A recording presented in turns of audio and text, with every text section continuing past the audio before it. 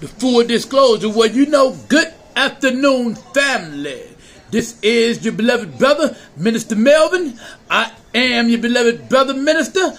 I am not your dog. In this description, we will be looking at police corruption. They always talk about, oh, yeah, well, you know, these are good cops. There's a few bad apples. In this description, we will be uncovering what they mean by there's some good ones.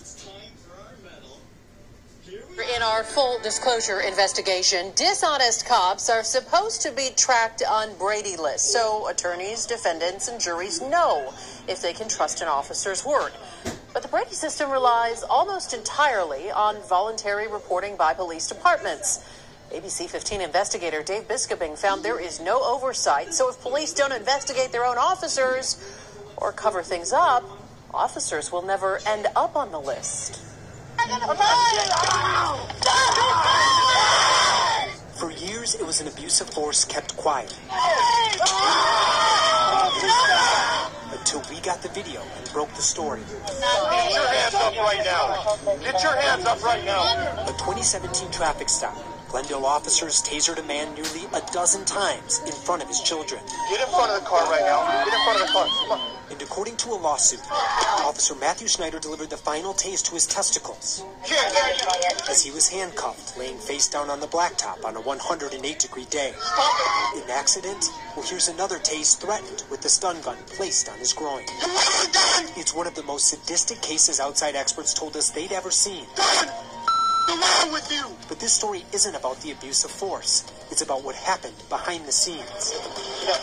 What happened when a fellow officer raised concerns about Officer Schneider's truthfulness and the fact Schneider pulled over the car for an alleged blinker violation he could not have seen?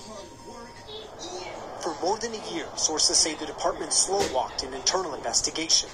We obtained the case and audio of Schneider's interview. Just looking at the video, all right, I mean, you can't see through that bottom level, all right? Explain to me how how you could have seen the signal from where you're at. The angle looks horrible.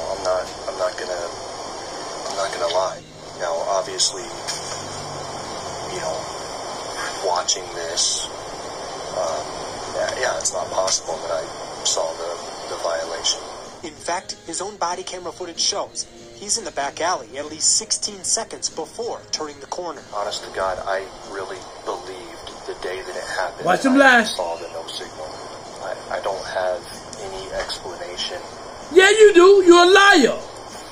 For this camera angle, I really don't. No, it ain't the angle. Was disciplined, but just for his use of force.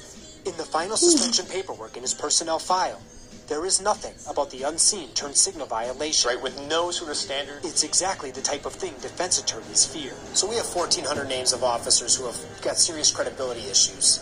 We have no way to know how many more should be on this list. And we probably will never know based on the way the system's set up now. Right, I mean, that's the problem with the system, right? The gatekeepers to these lists are the very people who have incentive to keep names off the list. Schneider was Glendale's leader in arrests. The department loved him for it, literally. In his 2017 review, his supervisor wrote, "He has it. He is a bloodhound against criminals and can dig up crime anywhere you put him." If you don't have a robust internal affairs investigation happening, or you have one that sort of doesn't sustain the allegations or figures out a way to sort of sweep them under the rug, right, that information may never even get to the county attorney's office, which means that officer will never be placed on a Brady list. See something else about the Glendale case. The internal affairs investigator actually concluded it was clear that Schneider could not see through the building to observe the traffic violation. Schneider did not have probable cause, but those findings were overturned by 4 supervisors. Here's what they wrote. "I believe that Schneider did observe a legal traffic stop. The one surveillance video obtained does not have the exact view that Schneider had when the violation occurred. Additionally, he didn't have no view. He hadn't even turned the corner yet. Cheese nips. 6 surveillance footage. Catch that?